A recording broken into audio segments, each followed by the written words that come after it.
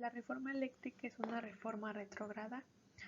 En febrero de este año se envió a la Cámara de Diputados una iniciativa para reformar a la Ley de la Industria Eléctrica que busca fortalecer a la Comisión Federal de Electricidad, la CFE, y modificar el mecanismo del despacho de las centrales y plantas eléctricas.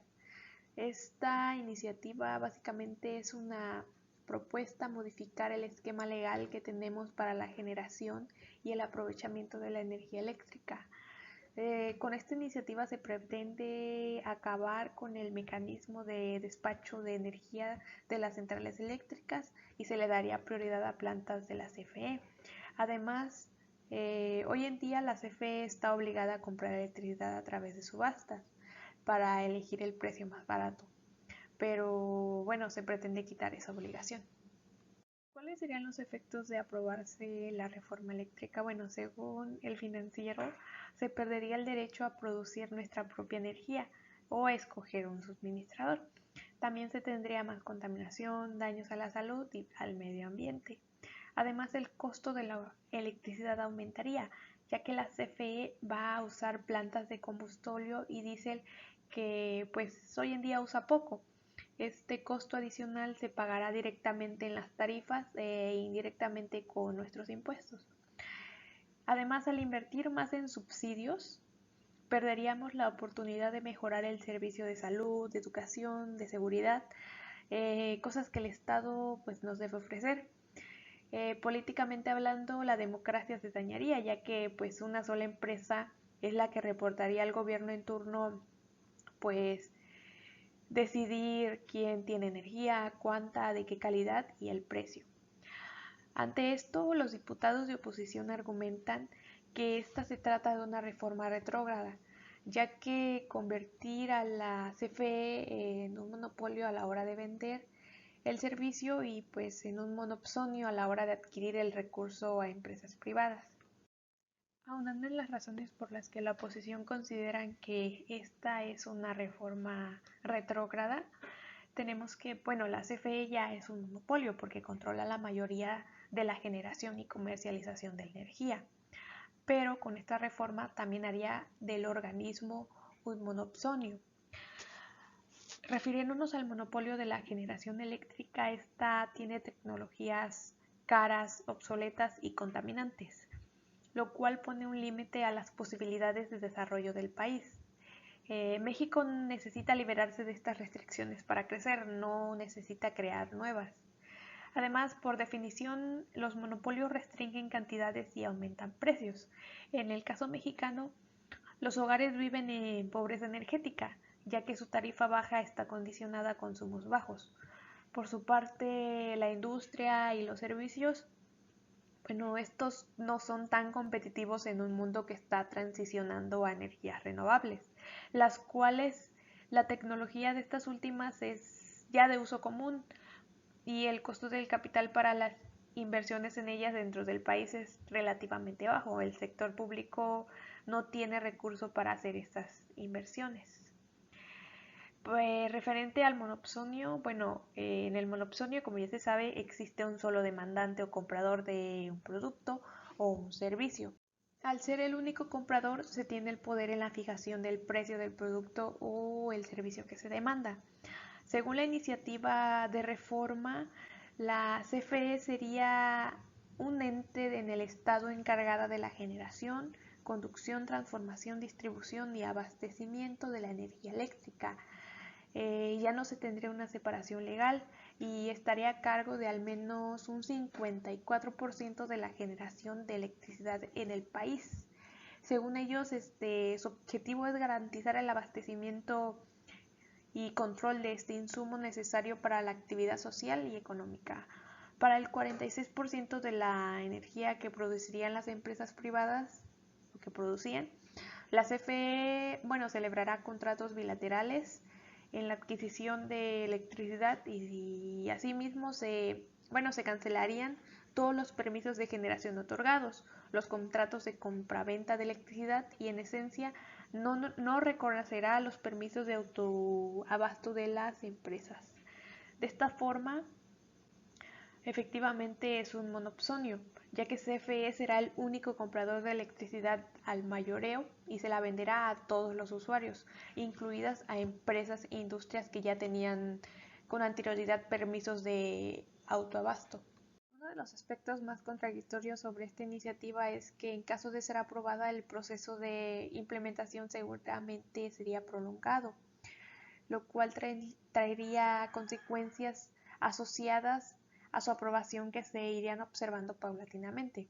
Si la iniciativa resultara aprobada, pues efectos a corto plazo y conflictos relacionados directa o indirectamente saldrían a la luz. Un caso de eso es las inversiones.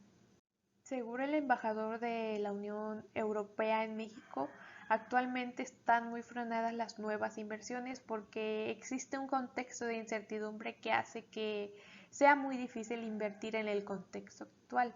No se retirarían todas las inversiones en México, pero hay algunas que sí. Se reducirían mucho sus actividades, se reducirían las empresas en ese sector y también en otros sectores. Es de gran preocupación para los empresarios que han invertido en México y también para el gobierno. Sería un hecho que durante las próximas semanas, si se aprueba la reforma, muchas de estas podrían abandonar el barco, las firmas internacionales y quizá algunas otras debido a la reforma. Enfocándonos un poco en los efectos inmediatos, bueno, tomando de ejemplo el TEMEC, este podría resultar afectado, sobre todo por la cancelación de proyectos y tendría un impacto sobre las trabajadoras y los trabajadores ligados a este. Si la implementación avanza, se frenarían muchos mecanismos de diversificación en la generación y consumo de energía, que podría afectar la calidad y continuidad en el suministro de electricidad para los hogares. Muy probablemente, como se va a subsidiar el servicio, habría menos recursos fiscales disponibles para financiar el gasto social y de inversión, lo que directa e indirectamente pues afecta el nivel de vida de los hogares. Además, las finanzas públicas lo resentirían y tarde o temprano pues se pondría en riesgo la estabilidad macroeconómica del país, lo que implicaría mayor inflación, caída del tipo de cambio e incrementos en las tasas de interés. Siendo factores más cercanos a esto, también no hay que olvidar que probablemente habría una pérdida del empleo formal y por supuesto el encarecimiento de la energía eléctrica. Como ya se dijo anteriormente, el impacto de la reforma eléctrica se traduciría en una reducción de la calidad y continuidad del suministro eléctrico y por otra parte en un aumento a los recibos de luz de los hogares, lo cual pues es un punto que recalca mucho la oposición de dicha reforma. Según el presidente de la Comisión de Energía de la CONCAMIN, si esta reforma propuesta por el presidente es avalada, los costos serían de 60,000 millones de pesos anuales y lo terminarían pagando las familias mexicanas. Se encarecería el precio de la energía para las empresas, dado que pues, los costos en los que incurre la CFE son significativamente más elevados que los generadores privados, lo que derivaría en dos efectos negativos: la contracción de la producción y del empleo y el aumento del precio de los consumidores de todos los bienes que adquieran. Esto, bueno, se recalca mucho porque es como que lo que más preocupa a la población. De forma internacional, el Laboratorio Nacional de Energía Renovable de los Estados Unidos menciona que, bueno, los costos de electricidad podrían aumentar hasta un 54% si se aprueba la reforma eléctrica. Por otra parte, de acuerdo con la Comisión Reguladora de Energía, el costo unitario promedio por kilovatio de pues, una planta de ciclo combinado de la CFE, el cual pues es obsoleto, es de 2,099 pesos mexicanos, mientras que pues el de un generador privado con la misma tecnología es de 969 pesos mexicanos.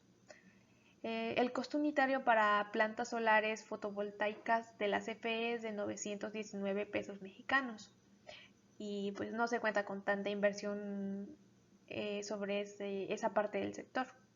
Mientras que en el sector privado es de 358. De igual manera se vuelve a mostrar esa diferencia que pues es muy grande. Cabe resaltar que pues sí es muy posible que aumenten los precios pues de la luz. Y bueno, además dicho incremento en los precios también no se puede ver reflejado si se incrementan los subsidios a las tarifas eléctricas, lo que pues los que quieren que se apruebe esta reforma plantean para la oposición. Sin embargo, pues al incrementar los subsidios a las tarifas eléctricas, pues implicaría el uso de recursos públicos para reducir el costo de la electricidad y habría sectores en los que era necesario, pero pues ya no se estaría otorgando. A base de conclusión y analizando las razones por las que la oposición están en contra de la reforma eléctrica, puedo decir que, bueno, de aprobarse esta reforma, el daño sería inmenso por varias razones que ya se han explicado, pero que resumiré de breve forma. La CFE tendría el carácter de un monopolio en la adquisición de electricidad, pudiendo fijar arbitrariamente a qué generación privado se le adquiere y a qué precio, y carácter monopólico en la distribución-venta. Desaparecería como tal el mercado eléctrico. Además, se encarecería el precio de la energía, eso es más que obvio. Si bien los subsidios ayudarían un poco, pues de todas formas estarían perjudicando a la población. La reforma le quitaría a nuestro país el atractivo para invertir, lo cual pues es muy necesario, la inversión siempre va a ser necesaria. Y como ya se dijo, los subsidios que habría que darle a la CFE serían crecientes, quitándole recursos a otros destinados al gasto público. Por lo tanto, considero que sí es muy necesario ser críticos en esta parte en la que se expone cuáles serían las problemáticas surgidas a partir de aprobar una reforma. Porque como estudiante y además como persona que consume este servicio, sí es preocupante saber qué es lo que va a pasar con él.